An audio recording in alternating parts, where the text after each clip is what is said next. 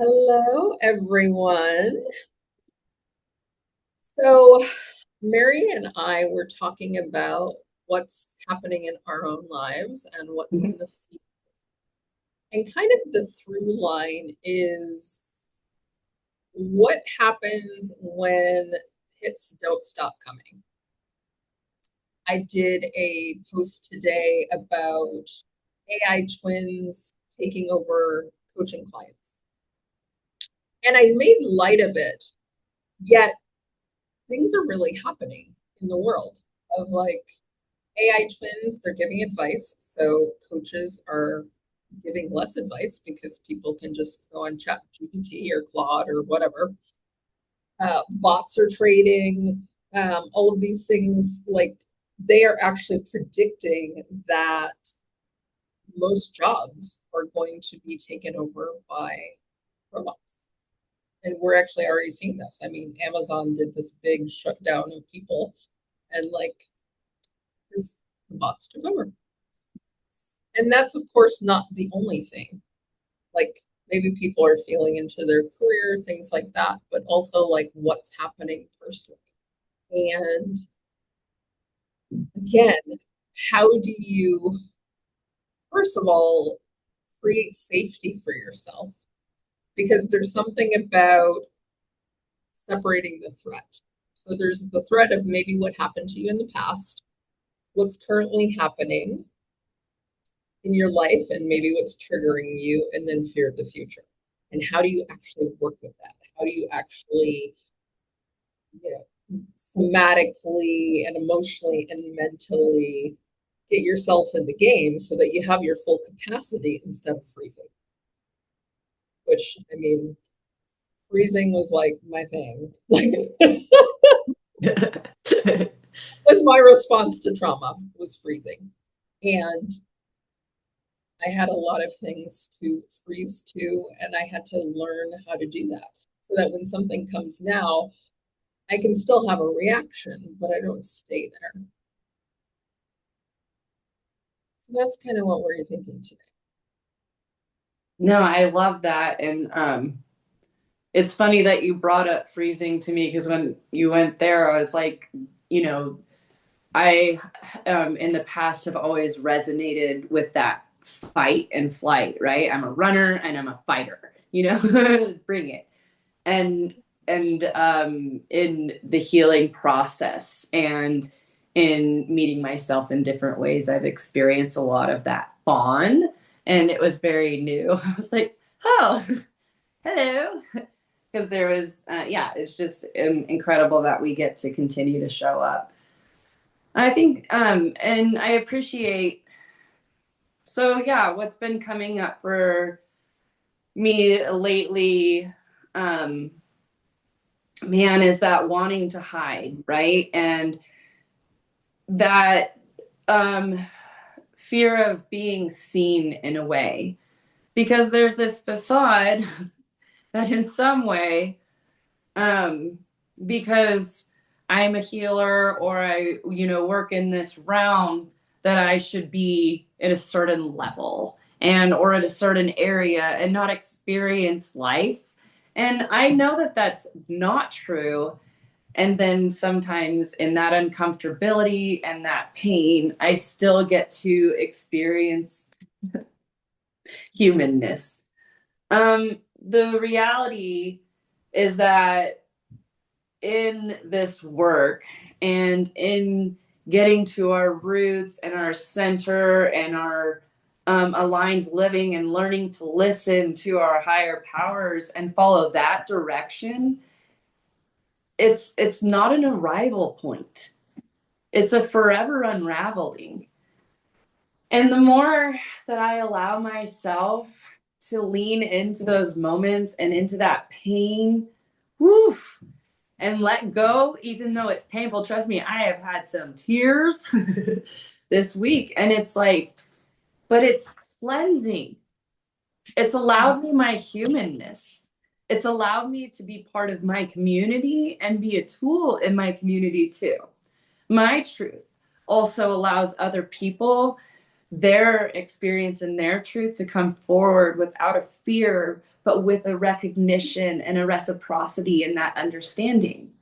And so the more that we stick in the work and we're able to lean in to the offerings of our higher powers, the more we're able to live that aligned life. It's not easy. And what Mary brought up is not holding on to that. I read something, or it was a video, but it was said tears are prayers. So even in the cleansing, so it's going both ways, including a child's head. I know. Okay. All right. Thank you. So the tears, it's going through you. So it's moving through you, but it's also going upwards. So again, it's that cleansing and it's a prayer at the same time. So if you're not allowing that process, like, you're binding that energy, that pain within yourself.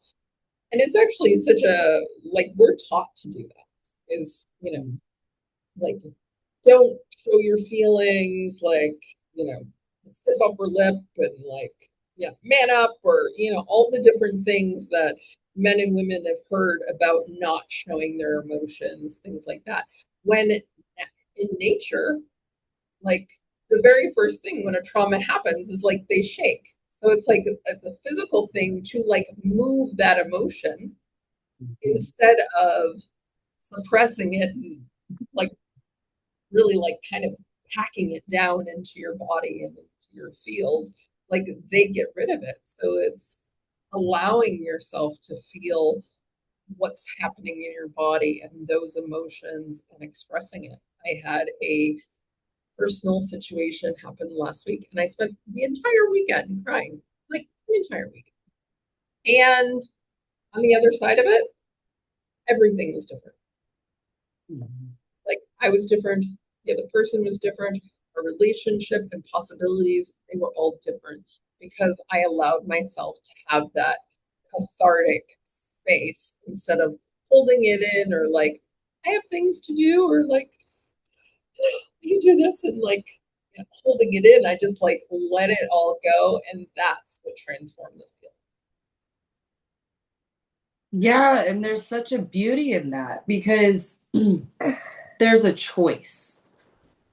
And so often that's where the gift in lies, right? That's where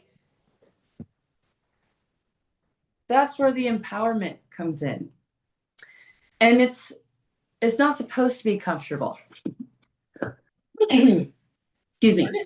I know, right? I'm like, oh, yes. If it was supposed to, it was like, yes, ma'am. And just like it is really learned, right? So, or it is very learned to stuff. I mean, my family is it. I grew up with, and my family has a very militant background, and so it's like you just get her done. You just do, and you don't complain, and all these things, and it's like, we can just say that we're I don't know, this apple fell far from the tree. But really the reality in that, and growing up very confused and conflicted, and like is shared, is just like shoving and shoving and shoving, and then I'd have these huge explosions, and then there's Mary. But the reality is like I wasn't taught how to like honor myself. I wasn't taught to listen to my intuition, and I wasn't taught to trust myself and to love myself, and that I was allowed to say no, or that doesn't work for me, or to have a boundary and have that be respected. Those are foreign things that I have had the opportunity, and I get to show up, and I laugh because it is uncomfortable, over and over again for myself, and I get to learn because I know that exists in the world. And for me, there's undying faith and understanding that I deserve that, and that I will work towards that no matter what. But that doesn't mean that I escape all of those opportunities to allow myself to um, say goodbye and allow that death to happen for the rebirth to take its flight. And as Mary was bringing out, like it really affects how you show up in relationship and then how that's reflected back to you. And it also shows up in other areas. It shows up in your capacity to create money. It shows up, I mean, massively in your health. I mean, cancer, bubbles. Like, I mean, I think that's not a disease, but over here. But so, we had a day, and Onyx is home with us today, or with me today. And and he knows the rules. And but it's like having a puppet in the background. There's bubbles, there's faces, and I think I'm keeping my composure quite well. So go ahead, Leva, you were saying. Okay. So again, diseases, things like that. Like for instance, when I was 34 years old, the day after I was diagnosed with being given 2 weeks to live, I had massive bleeding and these huge tumors, and there ended up being 9 of them, and they were baby head sized. And obviously, I overcame that because I'm not 34 anymore. And I may not be on this video if I was going through that. Maybe, maybe not. But I, you know, decided one to live. And then I went through the long healing period. But one of the things I had to look at was all the things I suppressed, all the hurt, the pain, the anger that I had stuffed, that I had suppressed. And I was like, that's exactly what those tumors were. And I was like, I'm literally killing myself because of what I wasn't saying, because of what, I was holding in. So it's important, not to, vomit all over everyone with, what's happening in your world, but to share in a way that you're not holding it in, also that you're not damaging the other person.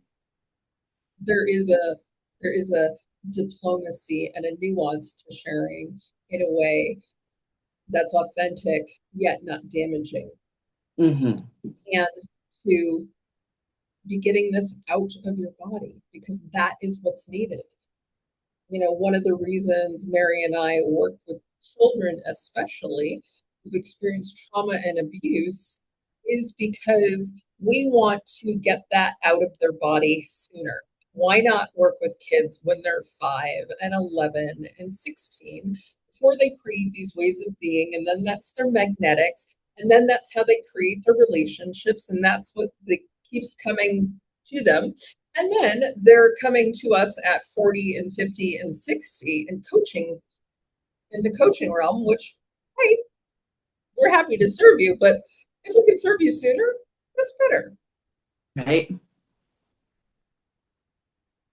Yeah. And there's such yes, children are resilient. And then there's also an incredible fragility. There's like that yin and yang aspect of it all. And even in that, there's an opportunity to show up for ourselves and heal those parts of ourselves so we're not passing that down. You're not going to escape trauma. Like everybody in that is human experiences trauma. It's part of life, but it's how are we recycling that and digesting that within ourselves? And like it was shared, Leva's experiences as clots, for me, my experience has been a lot of psychosis, a lot of mental unwell. And I would get so sick, like I would be in and out of the hospital in these panic attacks with cyclical vomiting.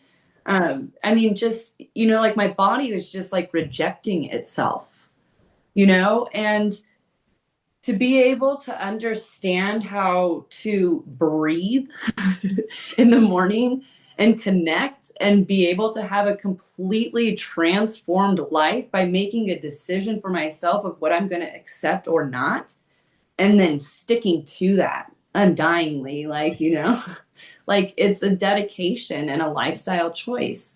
But in that, hi, Caesar, everything, the cat who should not be named, but everything in that gets to transform. And then I get to lean into that new level. There's such an invitation in that.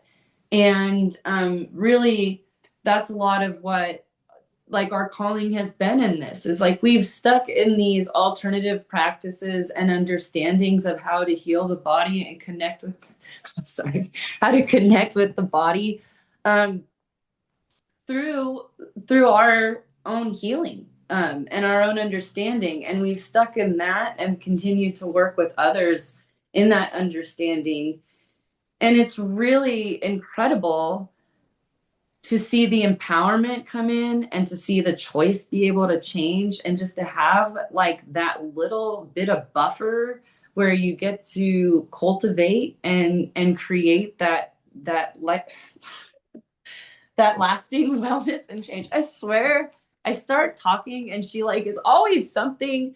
She was in my dresser drawer. She was like, and she's like crying for help. Like I just, I don't know. Anyways, that's the nuance. I kind of lost my trail of thought there. I just saw cats.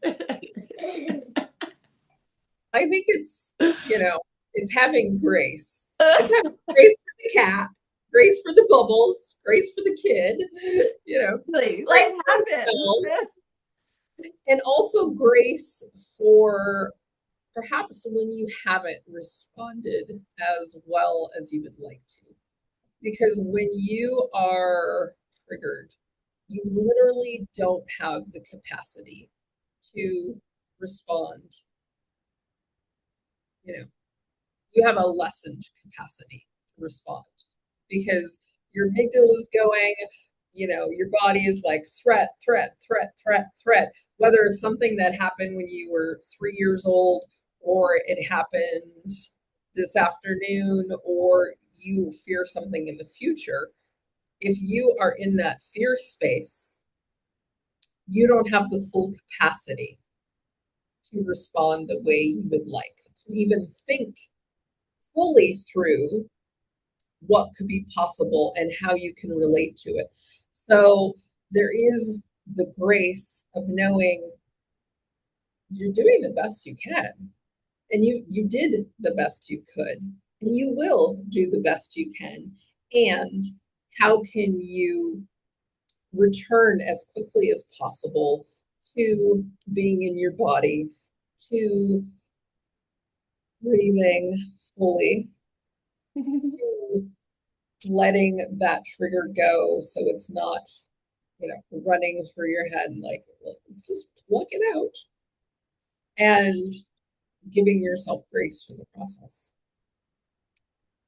Yeah, you just said that bloop, pluck it out thing, and that is, whew, that has been very much a topic of the week. And working with practices, with me and Onyx, my son, I don't know if I've ever said his name or not, but anyways, um, but working on that and, just really recognizing that as a child, he gets to work on some really huge things that I know a lot of adults have zero tools for. And this is like what we're talking about, right? We get to create something different. And as I'm passing down these things to him, it also creates an accountability for myself. So there's this really beautiful reciprocity in that, right? But, like, you get somebody under your skin or something, some outside thing that you have no control over, and it is just eating your lunch. And like, what are you doing? Like, how are you getting out of that? And like you're saying, there's fight or flight involved. So there's not even a receptivity.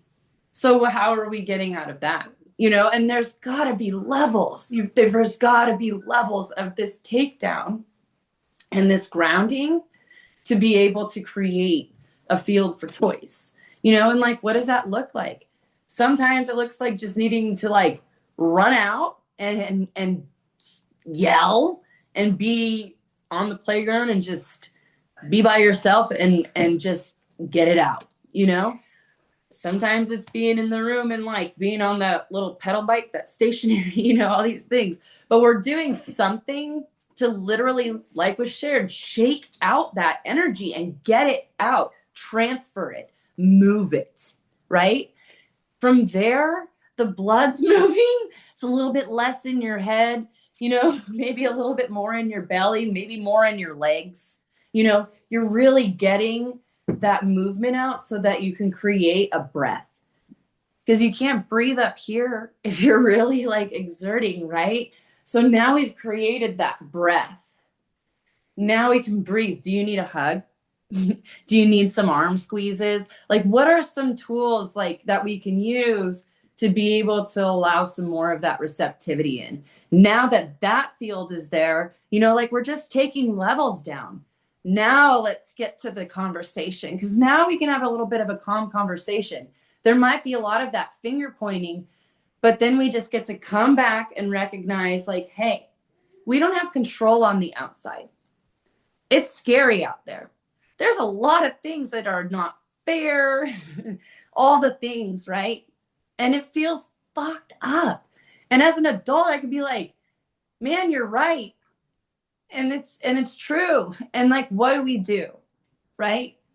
There's nothing I can do to make Sally not push you on the swing when you ask her not to. I'm just creating a thing, right? But there's also nothing, there's a lot of nothings I can do in society that are just really not fair. But if I can look at myself and how I want to show up in this world and the decisions that I want to make for me and how I want to be treated and implement that, then I won. And that's the hardest task. And it can be the hardest task sometimes. And there's just such a gift in showing up, meeting him exactly where he's at, and being able to provide a perspective for him to be able to make a choice for himself and in a grounded and calm sense, you know? But it's not in the moment when boom, and all is going wild and there's screaming, you know, or there's whatever the A, B, C, or D is going on. You know, we're trying to deflate that a little bit, but we also just got to get it out. So, how are we working on that? And it's a practice.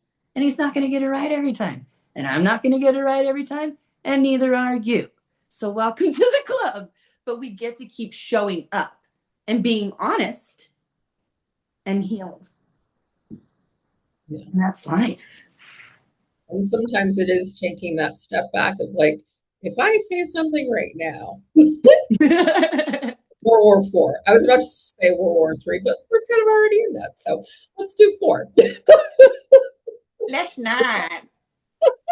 You know, like one of those things we're talking about that you don't really have control over. And that is the reason that practices and routines are so important. It's not for just to fill your day or just a to-do on your list. It's to create that practice, to create that almost automatic dropping into that zone so that when that is challenged, you automatically have more access to that. Because if you haven't practiced it, it's that much harder to use that tool or to, say, I need to have 30 minutes by myself or, breathe or whatever you need to do. And sometimes it is too much. So sometimes it is calling someone else who can be the witness, who actually also has the tools and is a healthy listener.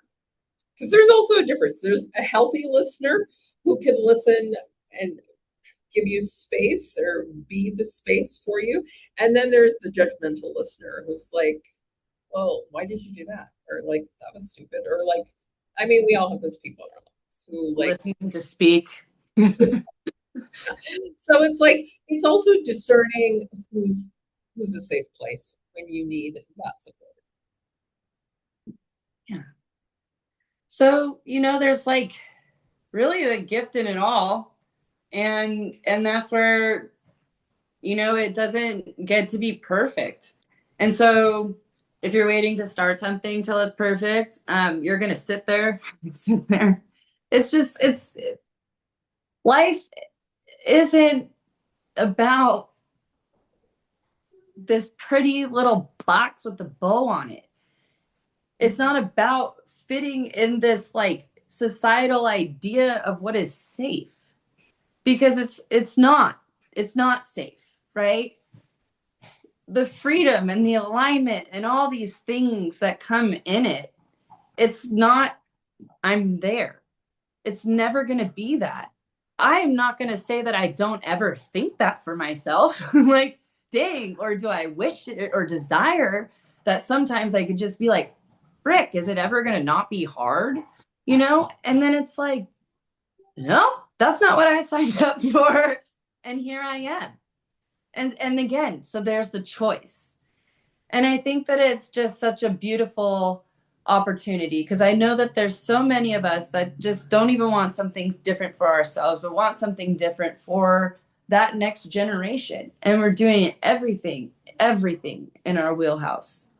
And that's what we're creating here, is just that reality and that truth and that potent, grounded foundation where we get to rise through the understanding of that.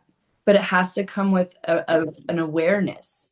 And if we're not meeting that in reality, I mean, it's terrifying, because that's where that insanity cycle goes. And so here's the door.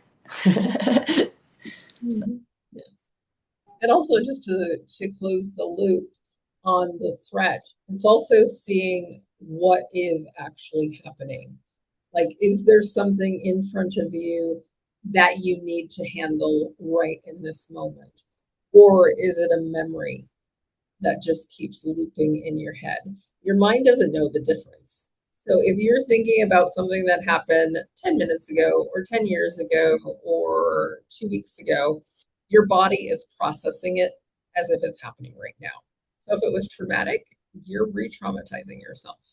If you are thinking fear of the future and you're projecting that out or visualizing that out of like, what if I lose my job? What if, like if you're going there, your body is again processing that as a current threat. And it is reacting in that way as if it's being threatened right now. So it's also, again, discerning what is actually true, and not the narrative, the story. Like, there's a difference between a fact and the story that many people add to it, which we've all done, and it's a practice to not add the story. So what narrative are you telling yourself about what's happening, or what happened, or what you think is happening? Like, can you actually be present in this 10 seconds? Are you actually safe? Yeah.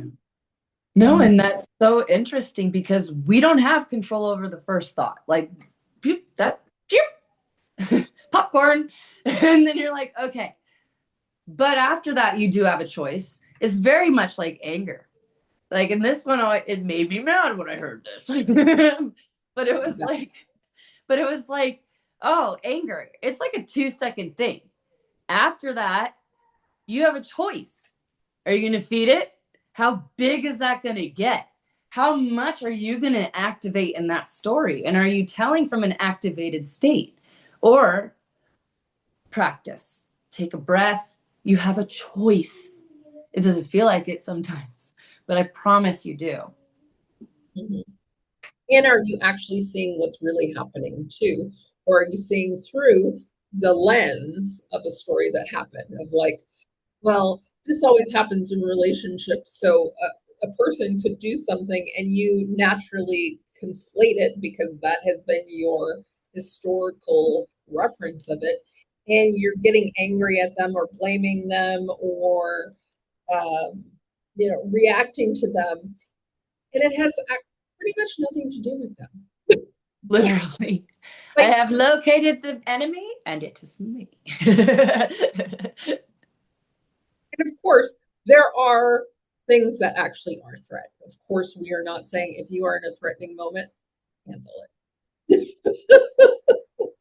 Call the police, call sponsor, call support, like whatever you need to do to protect yourself in a actual threat.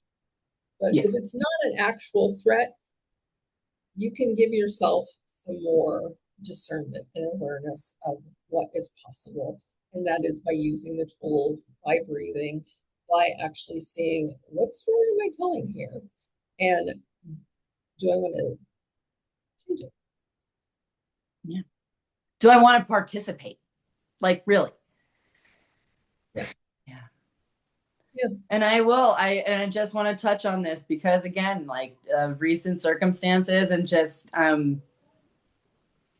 sticking in my truth and holding people accountable. It's been very eye-opening, the amount of people that have reached out who are either just recently leaving a situation that is unsafe, hasn't been able to leave a situation that is unsafe, still in it because they can't hold the person accountable because they're afraid because they're kids, these things. So there's like a lot of reaching out that has been going on. And it's okay to take care of yourself. It's okay to put yourself first. It's okay to love yourself. It's okay to protect yourself and your children and your peace and your home. You super deserve that. And if you need anything or community or you're looking for any sort of just reach out, we're here. It's not uncommon, unfortunately. And unless we start really doing something to change it, it's just a really ugly monster. And you can see it. Like, we were like the meme that was shared, it was really, really horrible, but there's like all these like pedophiles in other countries and what they're doing. And then in ours, there's a president and it was death for every other country except for it. It's really terrifying, and a lot of people, a lot of really sick people have taken that as a permission. And it's not okay. And there are ways to be safe. And there are ways to hold people accountable. And there are ways to be free and live your life how you deserve. So don't forget that. And there are ways that it actually does end with us. Promise.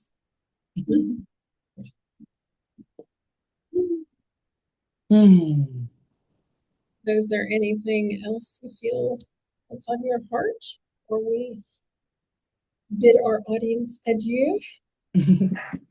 Yes. Onyx wanted to get his last in. Yeah, I just, thank you all for showing up. Thank you for allowing the space to be what it is, and I look forward to the ways that we as a whole continue to show up and get to change that, So thanks for showing up. Yes. Yeah, if we each do our part, that's when the world really changes. We were glad to be hand in hand with you, and we will see you next time on the Hive Drive. Oh, and happy Friday the 13th. I actually think it's kind of really awesome, and we tend to celebrate a little bit. And Onyx and I are gonna burn some shit. You know, we're just gonna let that go and get that out of our field and have some fun tonight. So enjoy Divine, having some fun. divine feminine. Bye, everybody.